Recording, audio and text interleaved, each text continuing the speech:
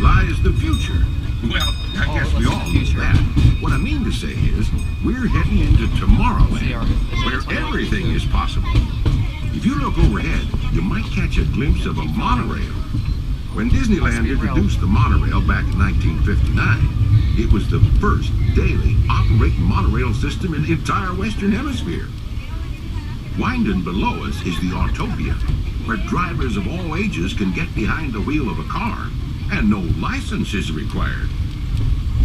If you've ever wanted to become an astronaut, then you might want to stop at Space Mountain and Star Tours, where they got some newfangled flying spaceships that'll launch you into the deepest reaches of space. And you can ride them if you got the mind and the nerve. Today is January 1, 2015. What you just saw was us at Disneyland riding on a train, and they were telling us how the future is going to look. And they mentioned three things. They mentioned high-speed rail, the monorail. They mentioned cars. And they mentioned humans flying into space. Now, as for the whole thing with the high-speed rail and the monorail, that's going to happen. However, it's not going to work in conjunction with people driving cars or flying into space. So they also told us that we would have cars without a license. Boy, things sure have changed, because we have gone as far away from that as you could possibly imagine.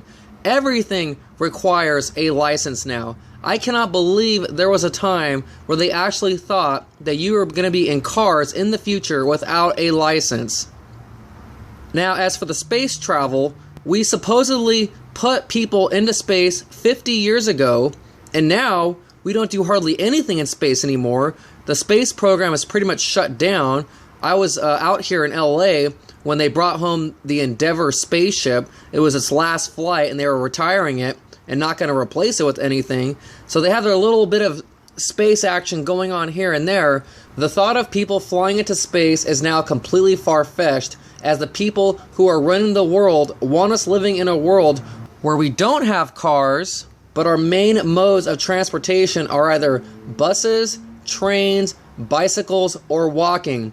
You see, the purpose of showing all this is we are not traveling into the future. We are regressing into a dark age. Now think about it like this. Back in the 1950s and the 1960s, they would talk about the future in 2000, in 2015, in 2030, and those far-off dates almost felt like they were never going to happen. I say that because growing up in the 90s, I remember thinking that 2000 was never going to happen. So the thought of 2015, where we are today, was a far-off, distant dream, and we're here now. And we do not have any of what we were promised. We were promised this kind of stuff. So we're at Disneyland, and we go into this Abraham Lincoln Museum type place that was really about a lot of other things besides Abraham Lincoln, but they had these really neat pictures depicting how things were going to look in the future. And we all know that Disneyland has been around for decades, so that recording you heard in the beginning was probably recorded decades ago. These pictures are probably that old as well. And this is what people had in mind for how things were going to look in the future for us. So it's mainly flying type machines. As you can see here, this thing blasts off into the air. Another flying type machine. And of course we have these wonderful looking worlds where there's people flying around and it just looks beautiful. Another flying machine. Another example of a flying machine and another world that looks great. And then you have visions that look like this, where, you know, back in the 50s, they were thinking, oh, by 2030, it would look like this. And boy, if only it would have ended up looking like this. But we're not even close. We're never going to get to this, especially with the people that are running things right now. One more picture, flying machines, hot air balloons, floating cities. None of this will ever happen in our lifetimes because of Agenda 21 and the policies behind it. So now every movie that comes out today talking about the future no longer talks about this wonderful, beautiful future with flying machines, people flying around, flying cities. No, they don't talk about any of that anymore. The future is now portrayed as this dystopian nightmare where it's going to be massive third world populations scrounging around just hoping to survive, where everything just looks awful and ugly. And this, to me, is the most likely vision of the future. This is the dense megacity, which looks more like a nasty third world nightmare to me, with giant shanty towns where people are stacked up in stack and packs by the millions. Now, the reason for making this video is because right next to Disneyland is this brand new state-of-the-art train station. See, they're spending hundreds of millions of dollars on this technology. They're not spending hundreds of millions of dollars to develop flying machines for humans. No, they want to have us on buses and trains, and all the money they're spending is going toward that infrastructure. So I took more pictures, and this is a very beautiful facility, and as I said, it's state-of-the-art. And I actually went inside, and so here's the video I took inside of this place. This is Grindall 61 inside the massive bus station that is going to change the lives of Anaheim residents.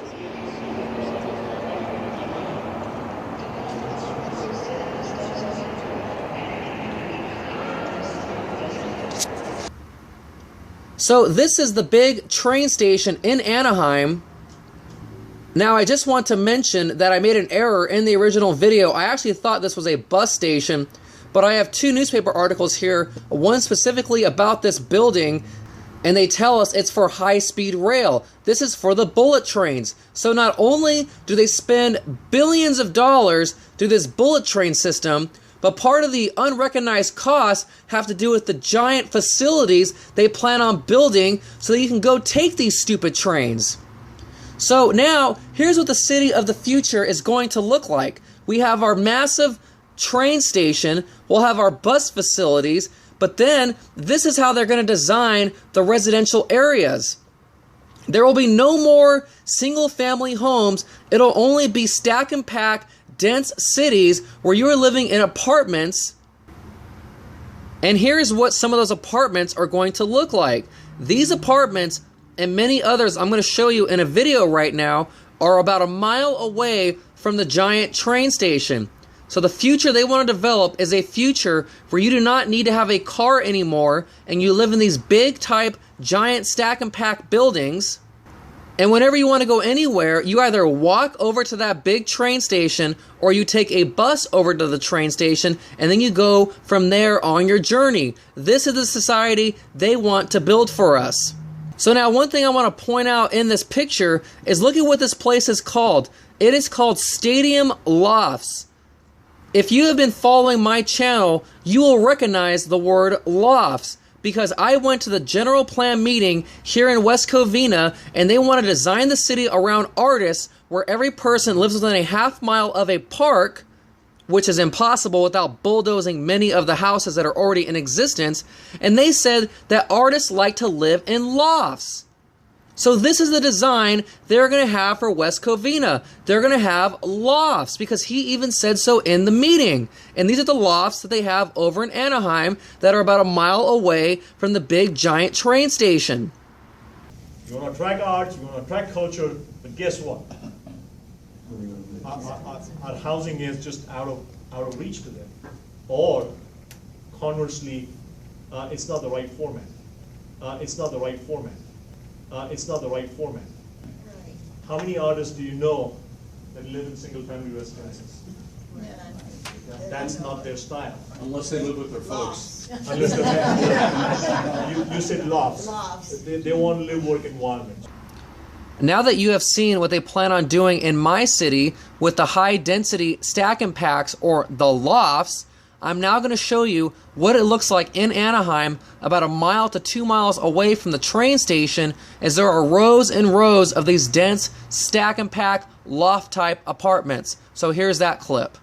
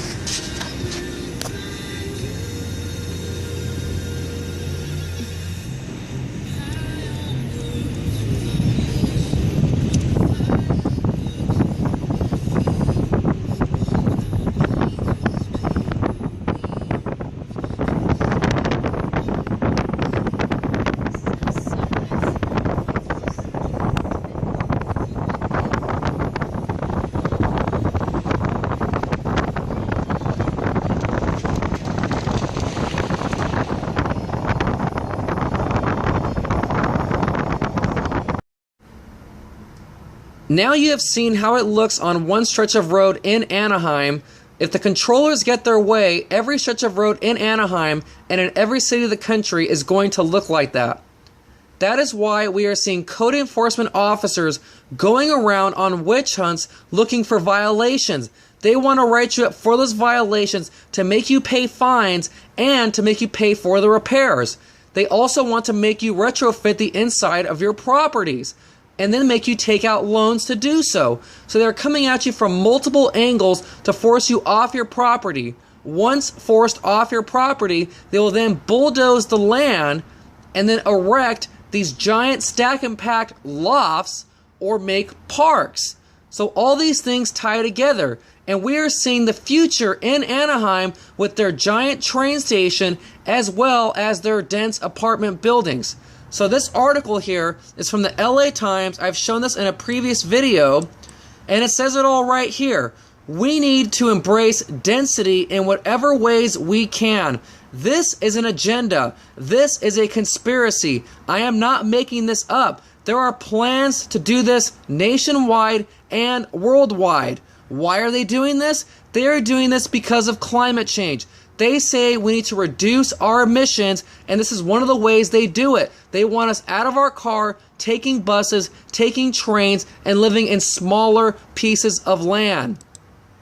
This article I have also shown on this channel is from a newspaper called the Press Enterprise, and it explains what I just said.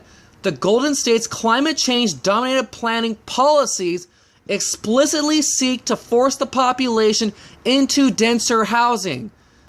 They're going to enforce climate change by the implementation of Agenda 21. That is what they mean when they say climate change dominated planning policies. This is Agenda 21, and the purpose of Agenda 21 is to force the population into denser housing. They actually say the word force. This is against your will. That's why the code enforcers are coming around to kick you off your land. It's all done by force. So here's the main article now. It is from the LA Times. It is dated Thursday, December 25, 2014, Christmas. And this building that I've been talking about is called the Anaheim Regional, of course everything's regional now, the Anaheim Regional Transportation Intermodal Center, and the abbreviation is Artic. So this is the paper. It's the front page of the LA Times. This is when they told us about the opening of this facility. Article goes on to the next page. I'm going to read through this very quickly in the interest of time. Construction will begin next month on the first stretch of California's high-speed rail network. It will run from Fresno to Madera. Earlier this month, a sleek, glass-wrapped, $189 million building that officials are promoting as the state's first high-speed rail station opened to the public.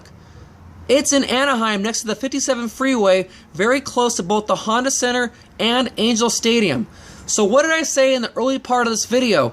They are not spending hundreds of millions of dollars to create and invent new technology for travel. They are taking 100-year-old technology and making it a little bit better, and that's what we are supposed to accept for our future. I find that to be unacceptable. We are supposed to be traveling through space by now. The distance between those two parts of California, between the Central Valley and the heart of Orange County, gives you a pretty good sense of how dramatically the state has mismanaged the bullet train project. That's why they're calling it the boondoggle. We're putting the high-speed train where there are no people, relatively speaking, and we're putting the new station where there are no high-speed trains. That's why it's a boondoggle. It's a big waste of money. And as you saw in my pictures, there was no one in there. The only benefit I will give them, though, is that they just opened this place up, so maybe that's why there's no one in there, but I do not foresee this place being crowded in the future. Produced by the architecture firm HOK, which also designed the Honda Center and contributed to the 1998 renovation of Angel Stadium, Artic is as much billboard as building, as much advertisement for the appeal of train travel as actual place for people to board trains. Currently, about 900 passengers board Metrolink and Amtrak trains in Anaheim each day. Within a few years, according to the rosiest projections, Artic will be serving between 5,000 and 10,000 travelers daily, including those using buses and various shuttles. Union Station in downtown Los Angeles serves about 75,000. So let's think about this for a minute. There are millions of cars on the road. Millions. And only 75,000 a day supposedly get on the trains at Union Station. That is probably less than 5% of the total people that are traveling throughout the day in Southern California. The train system in Southern California is a total failure. The dominant mode of transportation are the cars, yet they want to get us out of our cars and into the trains. They want us to use a failed model. They even tell us that only 900 take the trains in Orange County. There are some 5 million people that live in Orange County, and they are saying only 900 a day in the Anaheim area are taking trains. This is a failure. Where are they getting these numbers from that 5,000 to 10,000 travelers a day will be using this facility? They're probably making it up, just the way we are exposing that SCAG, that does future population projections for cities, has been caught making up numbers when they are trying to make these dense stack and pack buildings. So here it is right here in the yellow, keywords, key sentence. Once again, another admission, they want us out of our cars. Moving past Southern California's reliance on the automobile. They want us out of our cars. Behavior modification. They want you to be able to walk to the train facility. That's why they want you in these dense stack and packs. There will be no cars in the future if we let them have their way. And this particular symbol can be seen very clearly by drivers stuck in the grinding traffic on both the 57 and the 5 freeways. So they are telling you how negative it is to be in a car. Now, I will admit the traffic down there can be pretty awful, but the solution is to not get us out of our cars. The solution is to invent a better mode of transportation, not take a mode of transportation that is over 100 years old and just making it a little bit better. It is even more dramatic, more of a beacon at night. It is also less than 5 miles from Disneyland. So once again, if you want to go to Disneyland, you can take the trains and the buses. 15 or 20 years from now, the picture may be very different. They're referring to how we travel throughout Southern California. Once again, they are trying to reshape our future, force us out of our cars, and modify our behavior. I don't mind 15 or 20 years from now things being different, but things should be better, not worse. Going back and making the trains better, a 100-year-old technology, is regressing and going back into the past. I do not approve of this.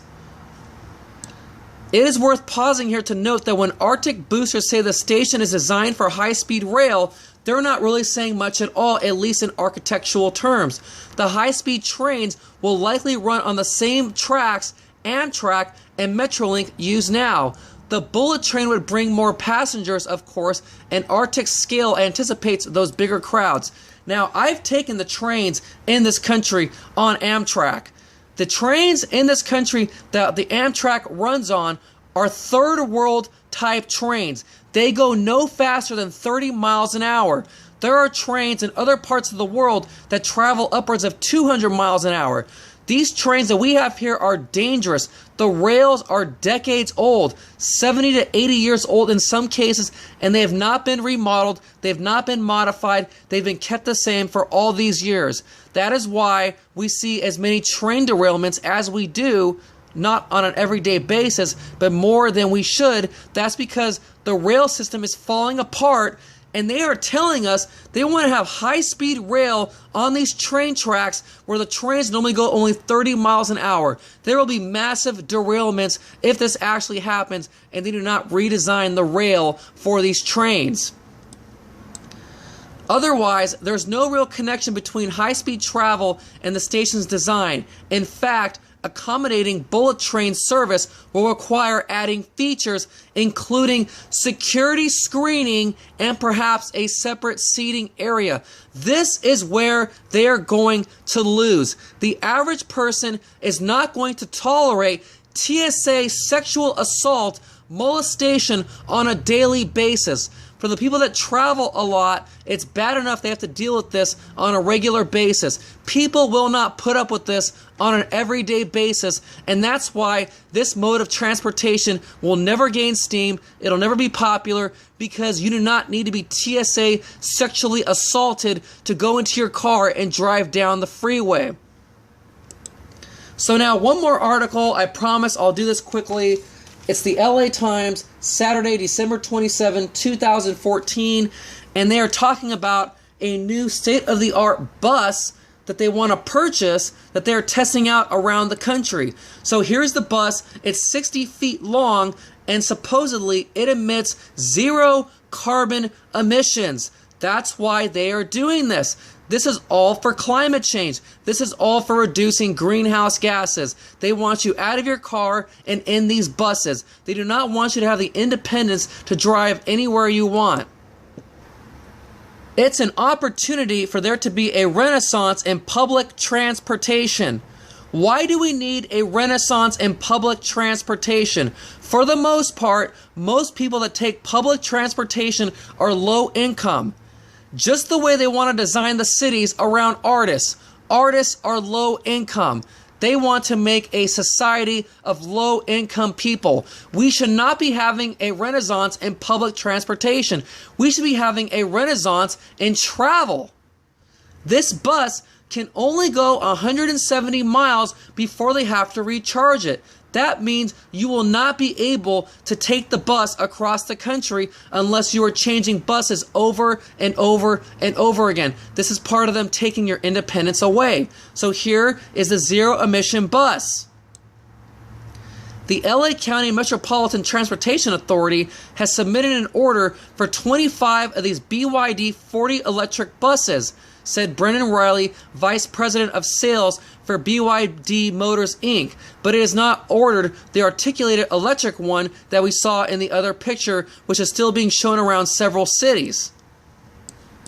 He said Metro hasn't made up its mind about ordering the 60-foot bus, saying range is a paramount issue when it comes to any electric bus. We need something that goes 250 miles a day.